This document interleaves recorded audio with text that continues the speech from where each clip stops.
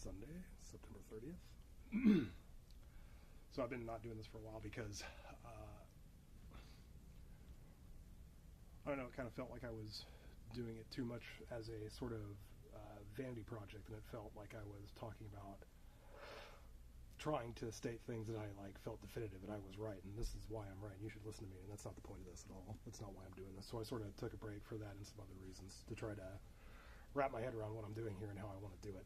So before I get started on the stuff I wanted to talk about today, I want to talk about why I'm doing this and what the format of this is supposed to be, because this isn't supposed to be a statement of I know everything that's wrong with the world and this is how to fix it, and you dummies just need to listen to me. This is me trying to figure out what the actual important questions are.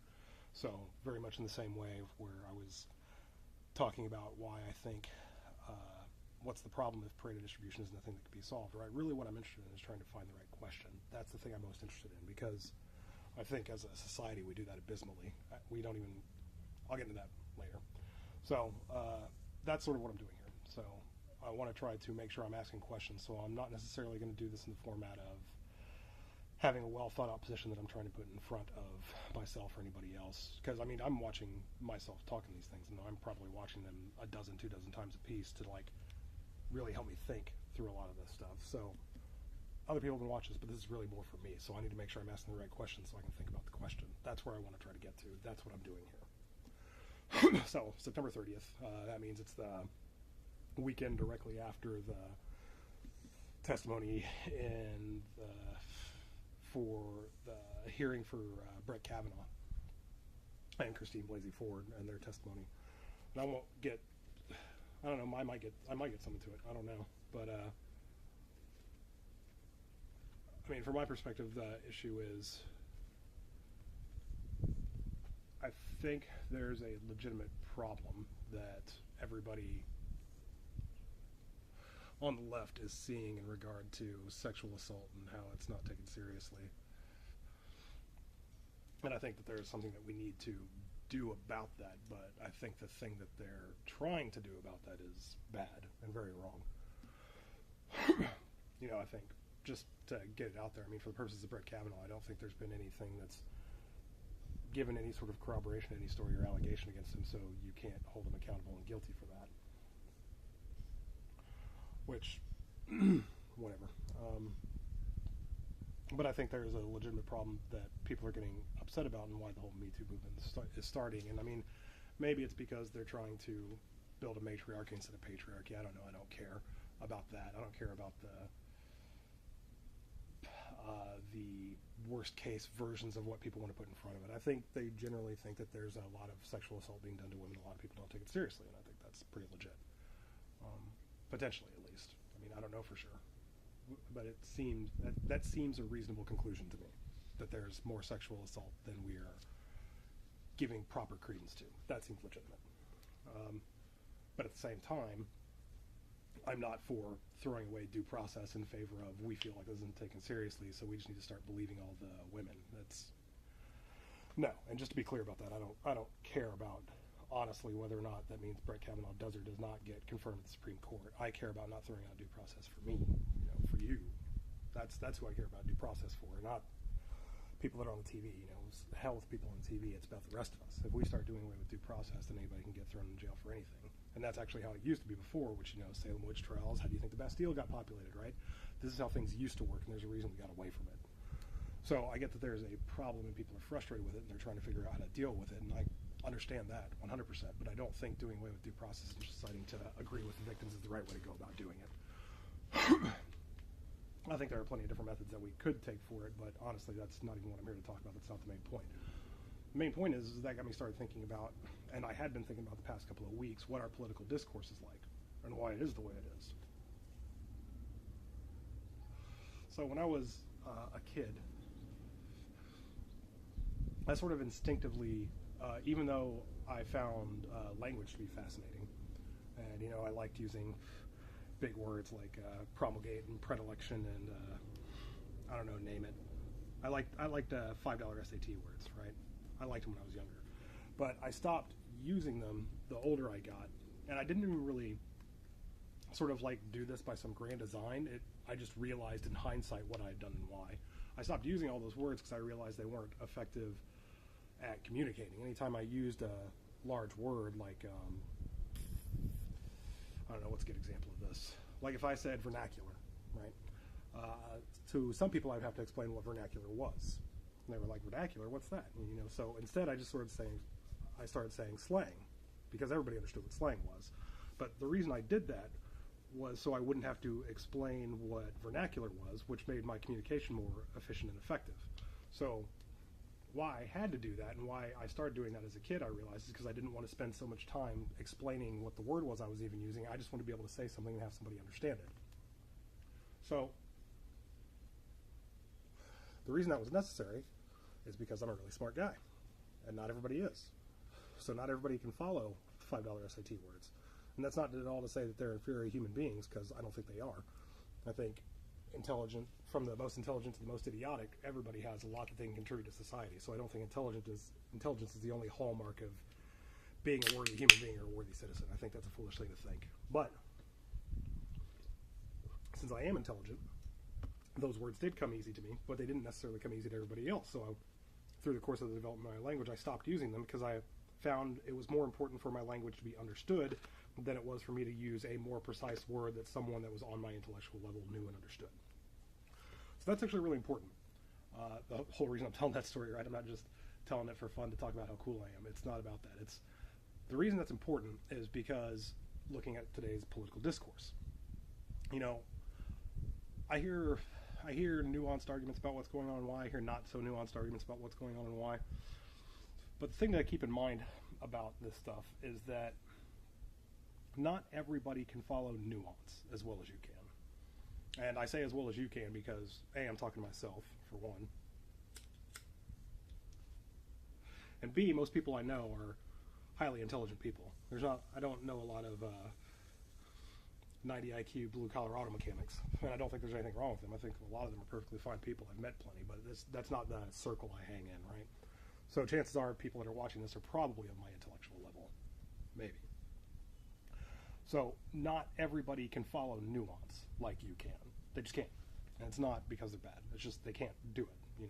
It's just like you can't deadlift 400 pounds, but somebody else can. It's not because you're a bad human. It's just because they're stronger, right? So for political discourse, this matters because everybody has a vote in political discourse. It doesn't matter what your IQ is. It doesn't matter what your physical capability is. Everybody that's a citizen of the United States gets a say in how the country is run. So the system needs to be as such that people involved in the system can follow it and can actually contribute in a way that their capabilities and limitations enable them to do. Hence, we have a binary political system. By binary political system, I mean we have two parties. We have Republicans and Democrats.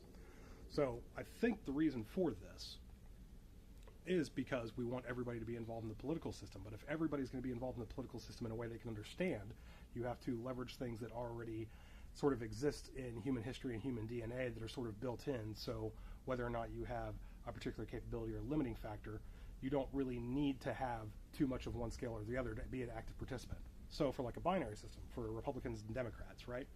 When you think Republicans and Democrats, at least in my mind, I don't think Republicans and Democrats. I think Republicans versus Democrats. And that's a really important distinction, right? Because I don't think it's we have these particular political beliefs. I think the binary system is explicitly about giving people a tribe to identify with. So if you look at something like, let's go with religion, 10 Commandments, right, in Christianity. So I think one of the reasons religions can be an effective vehicle for teaching people morality is because you can put in front of them systems that they can understand and they don't have to be great geniuses to follow, right? Like 10 Commandments, very straightforward. Thou shalt not kill, thou shalt not steal, not covet thy neighbor's wife. Like, it's very obvious. You don't have to be a brainiac to follow and understand any of these rules. You can just read thou shalt not kill and you sort of get it, no matter what your intellect level is, right? So I think that makes the morality of the rule set accessible to everybody that exists with and operates within the rule set. And I think that's a very important thing that has to happen. The rule set has to be as such that anybody involved in adhering to the rule set can understand and obey and participate in the rule set. So Republicans and Democrats, Republicans versus Democrats. It's a tribal system, right? You want people to be able to sort of identify with how they feel intrinsically, find a tribe that they can identify with, and then become a member of that tribe. This is why you'll have people that are Republicans or Democrats that are flip-flopping back and forth, and why they seem so agitated about people of the other party, because people of the other party are parts of the other tribe. And what do rival tribes do? They fight, right? That's what they do. They don't peacefully coexist, by and large. Rival tribes fight. And since you have two tribes, which are the Republicans and the Democrats, inside trying to see who controls the country, well, they're going to fight over it. So you're going to have people that are on the Democratic side thinking all Republicans are evil and they're trying to tear the country apart. You're going to have people that are on the Republican side thinking all Democrats are, lame, milquetoast idiots that don't understand how to actually save anybody in the country. They're sort of on warring tribes that are constantly trying to fight one another. So, problem with that is fighting usually escalates. Right? It starts with some harsh words, and then maybe you go to like some mean stares, and then you go to like a shove, and then eventually somebody throws a punch, and then before you know it, somebody's getting curb stomped and they have all their teeth knocked out, and then maybe that guy has a knife, right? So fighting tends to escalate whenever fighting occurs. And I think we're starting to see some, and we had seen some iterations of this before, like McCarthyism, which we're sort of seeing a modern day McCarthyism in regard to a lot of social justice topics. If you don't deny this vehemently enough, well, then you must be a communist, right? We're seeing a lot of that today. But I think that's sort of why we see that fighting. That's why we see the fighting intensify, because we have this system that allows everybody to participate, but not everybody is capable of following the nuances necessary to fully and completely understand one of these things. So they end up identifying with tribes that just sort of fall into groups, and these tribes see people of the rival tribe, and they come up with any reason that they can to fight one another. And it's not that they're doing this on purpose, I don't think. Though maybe they are, I don't know. That is part of our design, that we actually need to have somebody to fight. Now, that's actually something I was thinking about earlier that I'm going to get into later, so I'll save that for right now. But, nuance is difficult to understand, and it's a lot easier to identify with a tribe and say, these are people that are good people, and everybody that's not us is them, and them is the enemy. That's pretty straightforward and easy. And I know a lot of people that are liberals that are friends of mine that are typically pretty even-keeled, intellectual people, and I've seen them doing things like looking at, say, Brett Kavanaugh, for example, and saying, look at how he looks on that interview. He looks guilty. Now I know he's a rapist. It's like, no, you don't. Like, that's the whole reason we have due process, because no, you don't. And those people are level-headed, right? They're intelligent. So I think they're getting sort of whipped up in the frenzy of my side versus your side, my tribe versus your tribe. So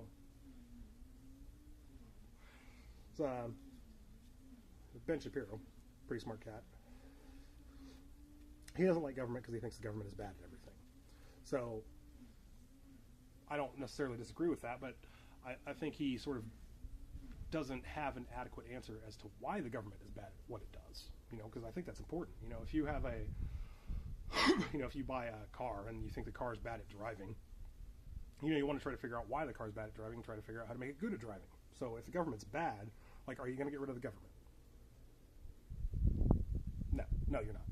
So we just need to try to have the government do as little as possible so it screws up as little as possible. It's like, okay, I get that, but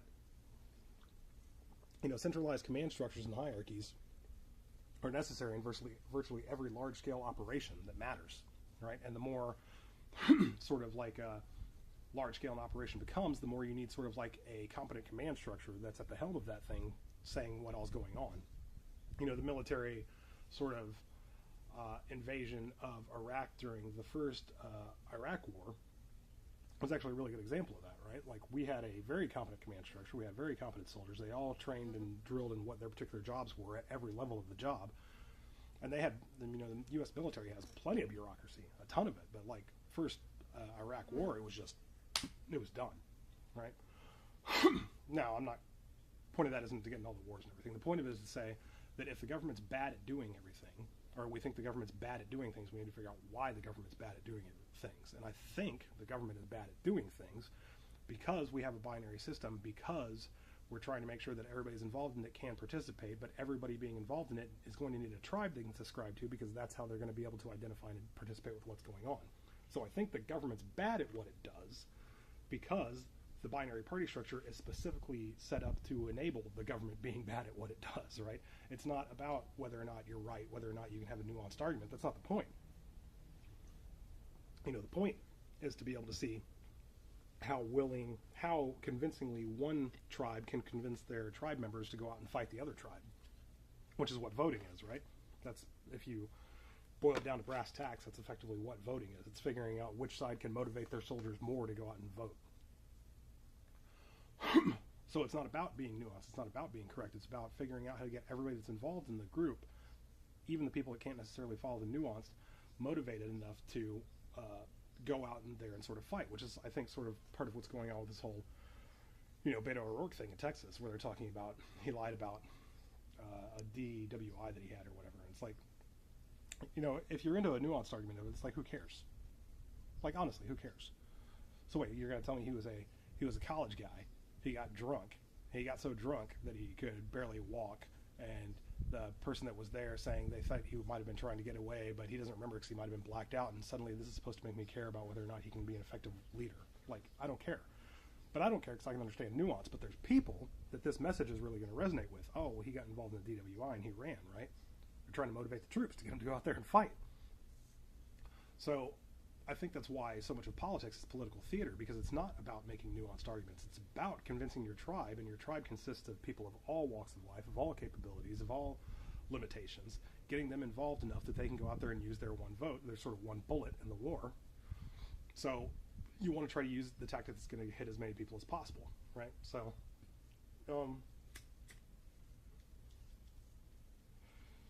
Jordan Peterson was talking about, he found it interesting how there was such a real thirst for knowledge and long-form conversation. This is what a lot of the IDW has been talking about, that people actually have sort of like an appetite for this. And it's like, yeah, I mean, there is one, but there's an appetite for it among the more nuance capable, among the more erudite of us. Like, if you go look at some of the interviews and stuff that Peterson has done, like, they'll get up into the 1, 2, 5, 10 million views, and it's like, hey man, that's amazing. 10 million views, that's crazy. Yeah, but like, out of a country of how many people? All right, it's really not that amazing. There's less people that watch that than we have unemployed in the country. That's actually not that amazing. What's amazing, I think, is that there's this belief that if you get sort of reinforced enough by your group that you think, oh, this is a real thing. But it's like, I don't think most people are actually capable of following a debate between, Jordan Peterson and Sam Harris. I don't think they are. And again, it's not, I don't think they're bad people because of it. That's not what it's about. It's the system as it exists, Western democracy, involves everybody gets a vote. And if everybody gets a vote, then everybody has to have enough of a target to aim for that they can identify with. That means you have to account for giving everybody that exists in the country a target that they can visualize, they can identify, and they can understand. Which means you're going to have a lot of theater. You're going to have a lot of rage-inducing. You're going to have a lot of, people trying to appeal to the base, as they constantly call the phrase, because they're going to try to get them ramped up and amped up because they have to worry about everybody. They can't just worry about having nuanced conversations. It's not, you can't just figure this all out via nuanced conversations if what you're trying to do is motivate voters to vote. There's not enough of the voters that can follow all the nuanced conversations. So, new system. This is all important for understanding. If you're going to architect a new system, you have to account for this. There has to be a way in which the system manages to touch and be involved with every person that lives and operates within the system, and they have to be able to understand and agree with enough of the rules that they can identify with the system. Again, 10 Commandments in Christianity. This is a perfect example of this, right? Didn't matter how smart you are. Thou shalt not kill. You can follow that, right? Thou shalt not steal. You can follow that. You can get that. And it had a fair amount of, popularity over the course of time.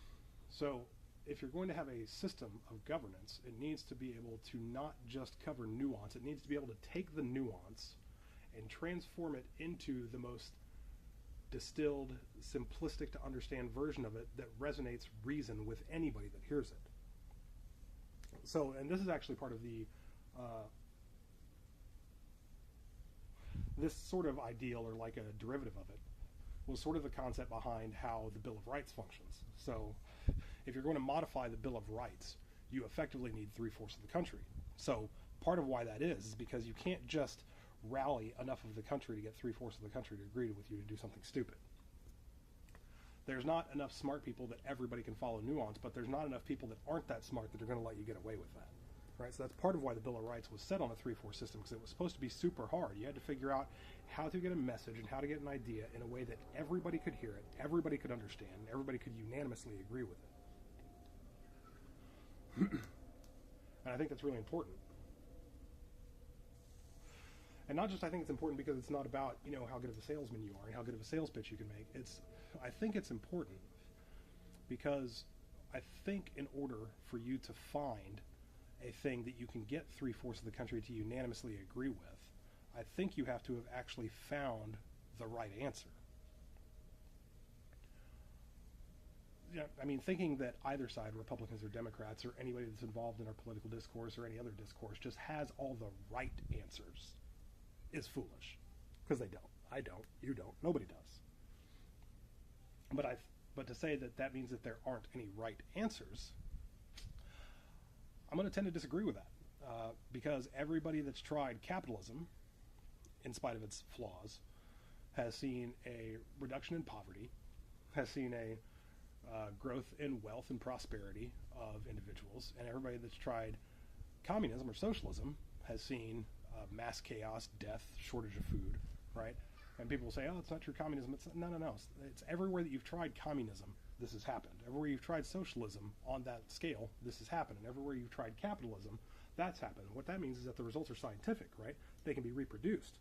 And if they can be reproduced, then you've probably found the right answer for people. Because people are the machines, right? All these are engineering problems. All these are engineering questions. So you have to actually worry about the machine. So if you can take any machine, being a person, from any country, drop them into a system, and find out that more of these people start getting removed from poverty, more of these people start becoming upwardly mobile in terms of their capability, access to food, clothing, shelter, education, then you probably have a scientifically more sound idea of your system, which is why capitalism is better than socialism, because it's just more scientifically sound. You drop people in it, people don't kill each other in capitalism to the scale they kill each other in socialism.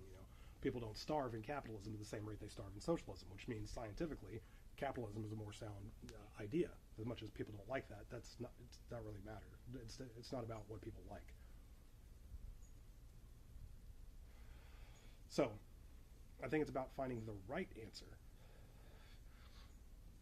But so what I mean by finding the right answer, what do I mean by that? So what are some examples?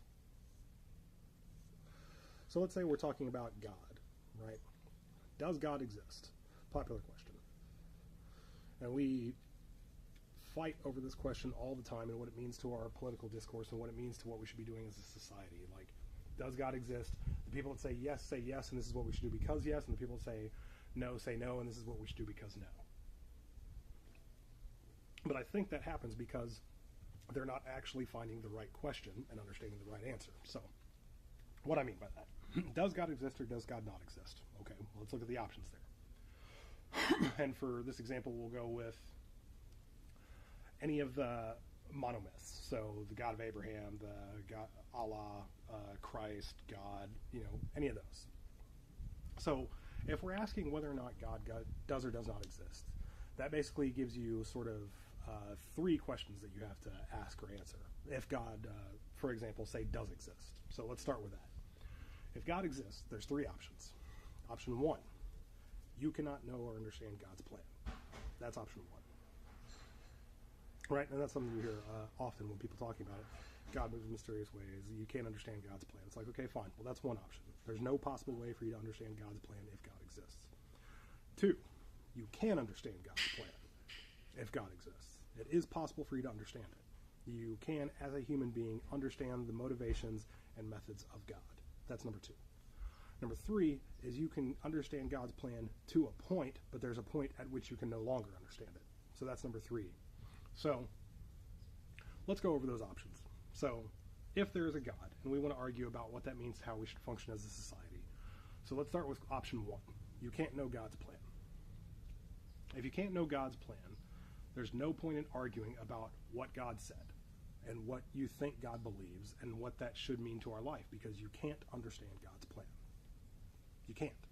So you don't know whether or not God gave you the Bible as a thing that you were supposed to eventually learn that you were going to discard because it was foolish. Like, you don't know. You don't know that because you don't know God's plan. And if you think God is above screwing with somebody just on a dare, like, go read about Job sometime, right? Because he's not. He's not above that at all. So if you can't know God's plan, talking about what we should do because God exists is foolish. Because we can't know God's plan. So there's no point in talking about what that means for our existence.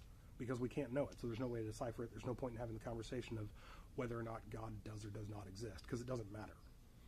And if it doesn't matter, and you can't know God's plan, then what should you do?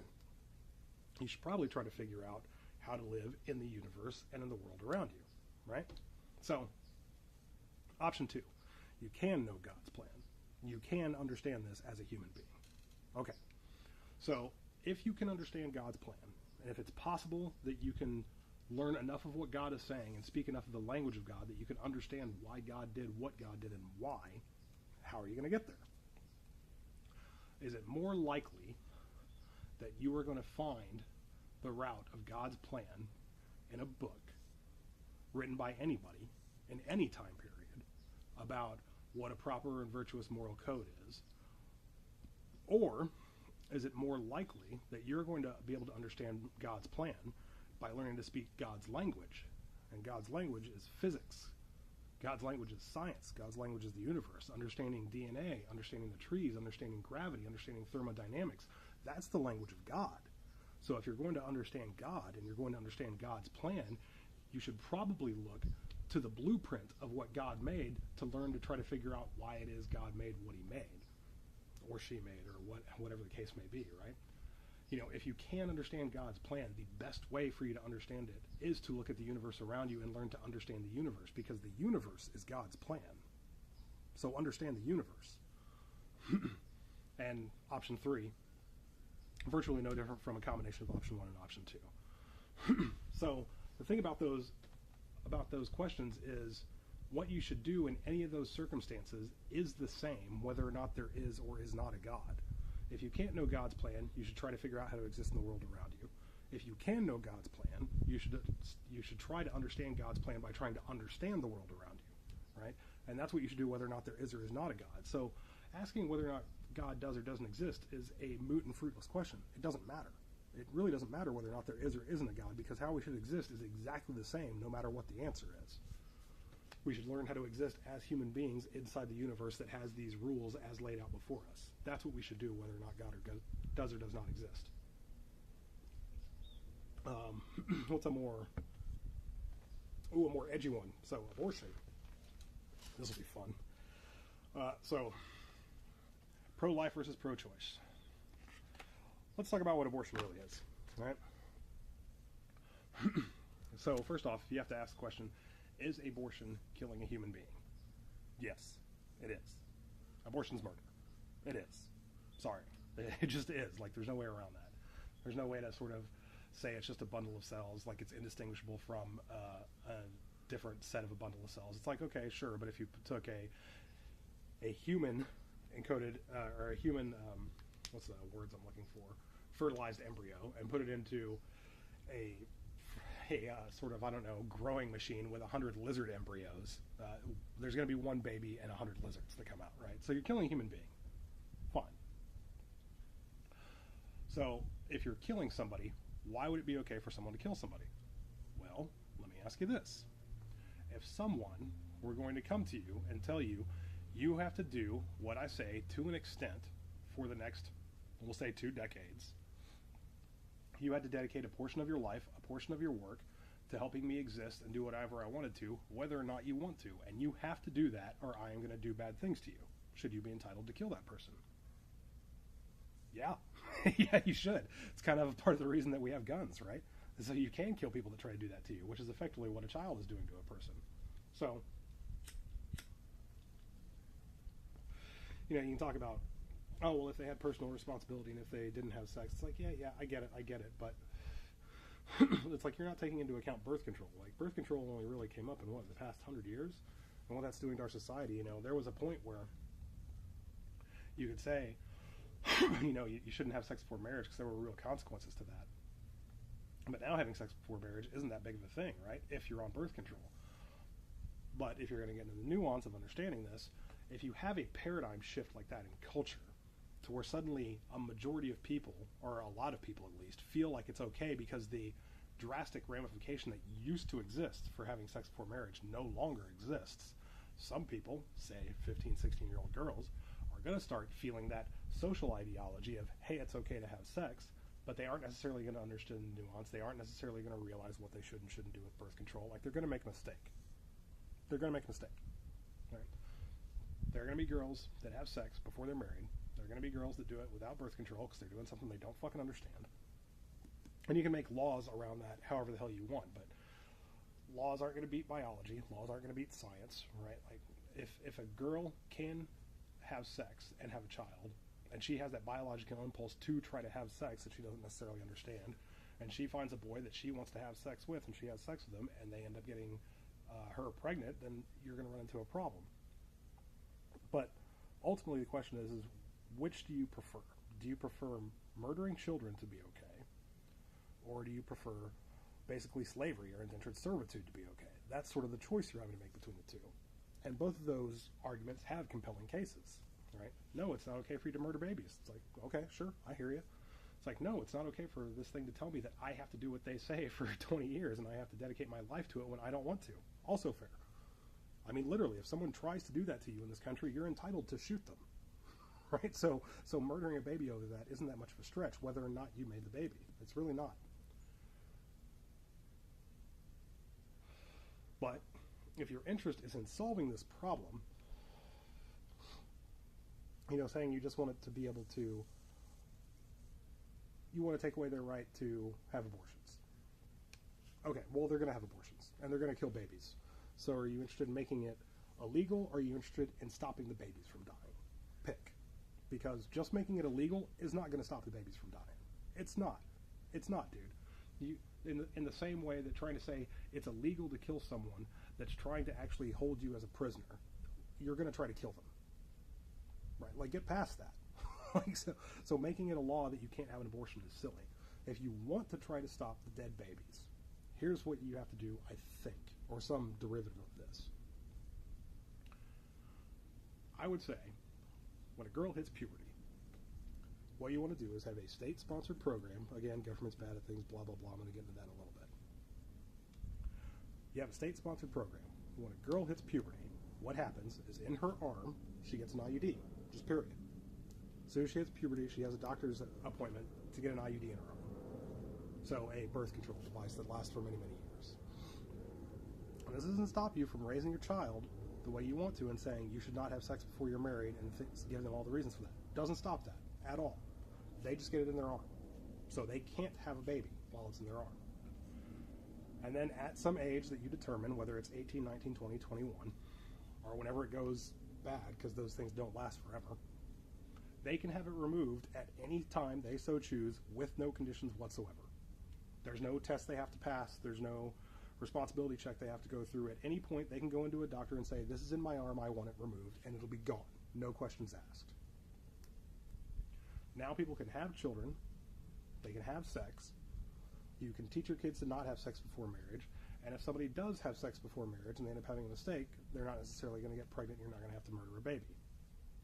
That actually sort of takes care of the whole problem. Now, whether or not you want to do that and whether or not you want to go after that as your method, that's one thing. But talking about that, no, we just want you to not kill babies, so we're going to take away abortions, it's like you're not thinking about the problem, right? You're not understanding what's going to happen. You're not understanding the consequences of how that's going to work if you actually try to implement something like that. Abortions weren't always legal, and women were doing it, and women were going to jail.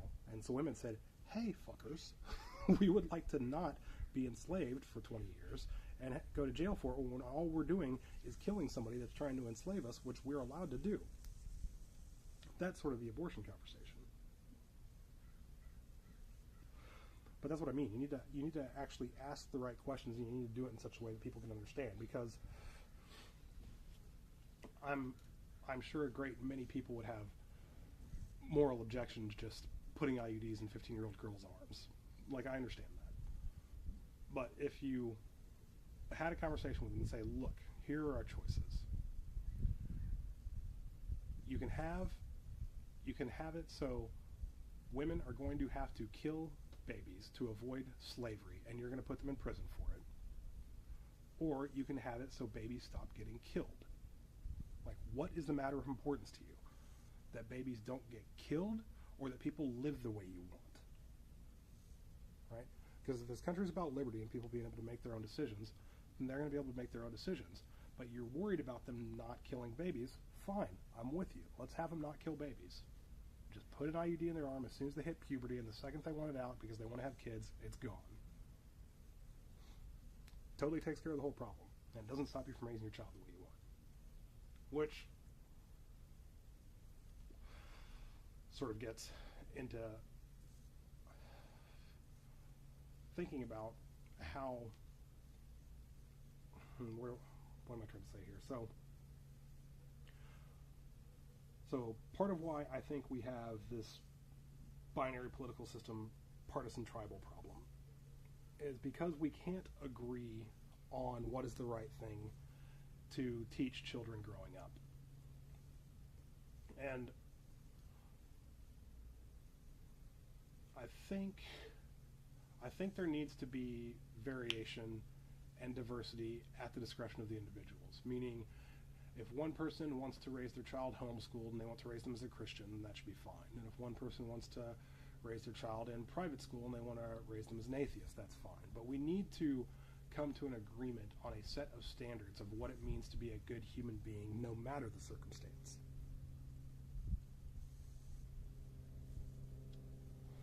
I'll give you an example. So, let's say one of the things you want to agree to teach children is to understand backfire effect. And anybody that's listening to this has no doubt experienced backfire effect at least 1 to 5 times, depending. Backfire effect is when you hold a particular belief.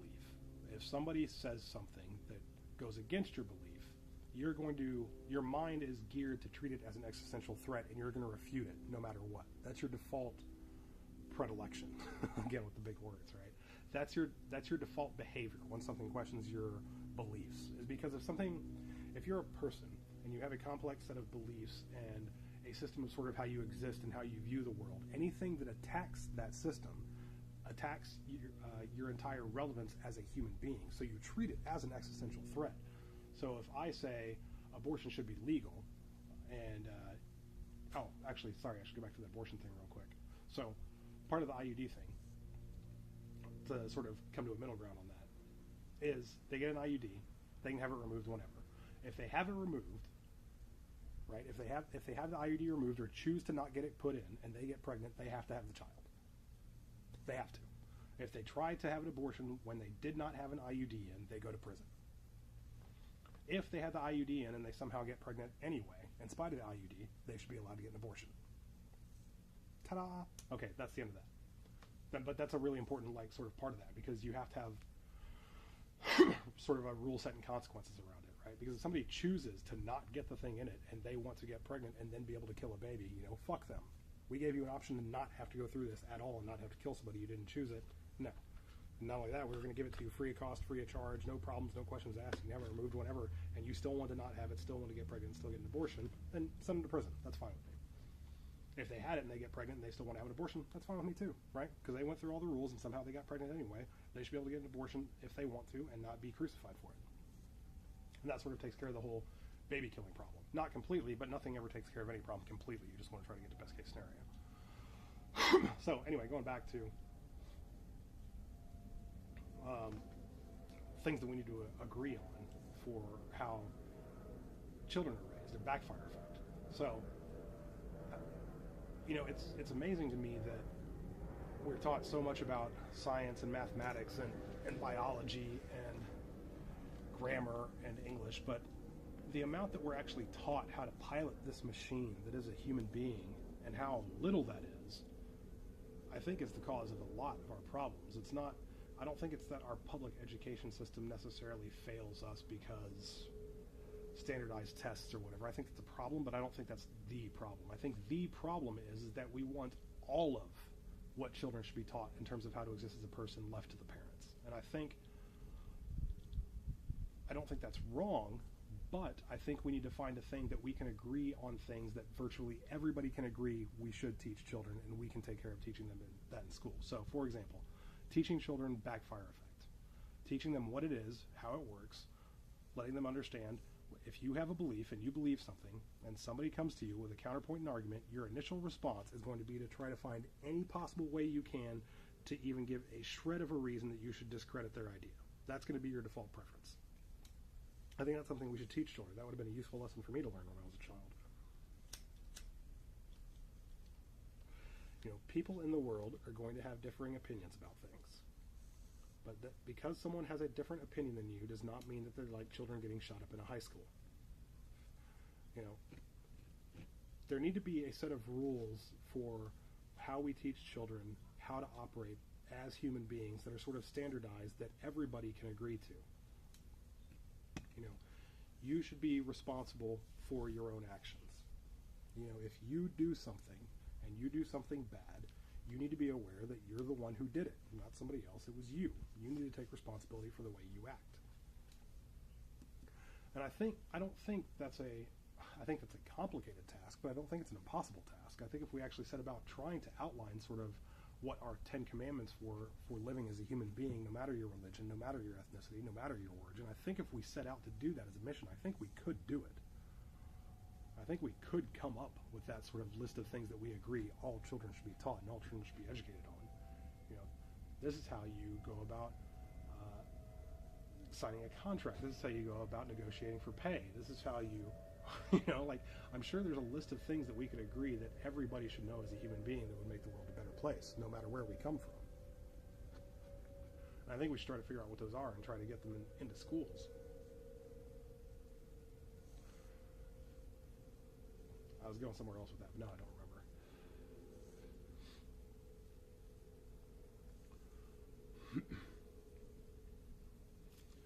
But the system, whatever it is, needs to contain some allowance for the fact that humans operate within it at all levels, meaning also that it needs to understand that there are going to be humans involved in the system which do not understand or appreciate the nuance necessary to understand the complexity of it. So I think it will be the job of the intellectuals to make sure that they find an answer that's the right answer. And part of how they'll know it's the right answer is they can explain it, and everybody will, or at least 3/4 of the country, will sort of agree with it. Right? Because if you, thou shalt not kill, you know, don't murder people. I think over 3/4 of the country agrees with that. Don't murder people. You know, do not rape women. I think over 3/4 of the country agrees with that, and I think we can make that illegal, no problems. You know, don't steal people's car. Right? So whatever this system is, whatever this way that we operate inside of a government, inside of whatever our version of a democracy is, that's whatever the next iteration of this is, it needs to be a complex, nuanced understanding that's rigorous and tested and understood and distilled down into simplistic understandings that anybody at any level participating in the system can understand and sign up with. I think that's a critically important part, and saying people just need to understand the nuances, no, that's not the right answer. Saying that people need to understand the nuance is not the right answer. If you're the one that understands the nuance, it's your job to go through the nuance enough so you can understand it enough to point it out to another individual who doesn't understand the nuance, and they can get it and it makes sense, no matter their political affiliation. You know, that's what Bruce Lee was talking about when he was talking about, before I studied martial arts, a punch was a punch, a kick was a kick. After I began to study, a punch was no longer a punch and a kick was no longer a kick. And once I attained mastery, a punch was just a punch and a kick was just a kick. If you can't explain your nuanced idea in a way that anybody can understand, you have not mastered that idea, and you need to not act like that's the right answer and it's the thing to be implemented, because you don't understand it fully enough yet. Because if you did, you'd be able to put it in front of somebody in a way that they can understand and signed off with. And again, I'm not saying anything that I've said here or that I've said ever before is to that point and level of anybody can sign up and understand with it, because I don't think they are. I think there's a lot of things that I still need to ask there and still need to understand. I think lots of people need to think and understand those things. But if your final product is, here's a lot of complicated nuance that you need to understand, your final product is garbage. You need to have a final product that no longer has the nuance, that has the distilled version of that truth, that has taken that sort of iron and smelted it into steel. And the steel is what you have to give to people. You have to give people the simple answer: "Thou shalt not kill." That's what everybody needs. So if the answer is you need to understand the nuance, then you need to understand the nuance, but you need to understand the nuance in such a way that you can distill it and distribute it out en masse. Because if you don't have that, it's not going to work. Everybody has to participate, everybody has to understand, and everybody has to follow the rules. And if everybody has to follow the rules, you're going to have people that have to follow them that don't understand nuance, so you have to give them a non-nuanced version of it, which means you have to have mastery and distillation of the nuanced idea. I think that's critical, no matter what the next system is. It needs to be something that everybody can understand and agree with. And, am I done? I think I'm done. Yep, we'll go with done.